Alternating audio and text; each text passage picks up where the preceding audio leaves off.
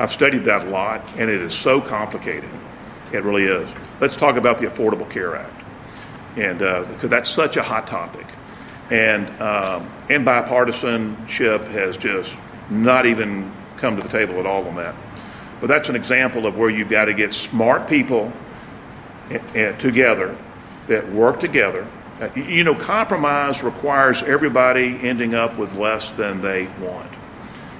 And that's just what happens. And when I'm working on a transaction, and I'm representing one side, and we're negotiating, everybody ends up giving and taking a little bit, and usually leaving the transaction after it's consummated with two things on their mind. One, that they didn't get everything they wanted, but two, they sure are glad that the deal closed and everybody's going on to the next deal.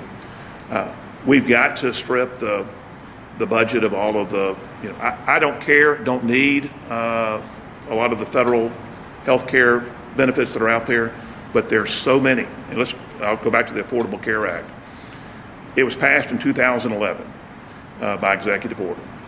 I represent doctors and healthcare providers that want it repealed immediately.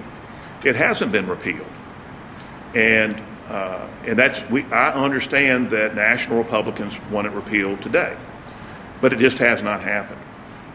My own sense of it is that with the votes the way they are right now, and the votes they're going to be in the next Congress, is that bipartisanship is going to have to get together and figure out whether the Affordable Care Act needs to be tweaked, likely not, or overhauled, likely yes, so that common sense will come to it. But that's an example of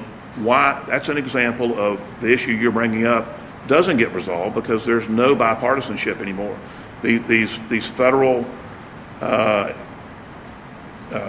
health care acts, a lot of them passed by executive order, have become just litmus tests for partisan politics.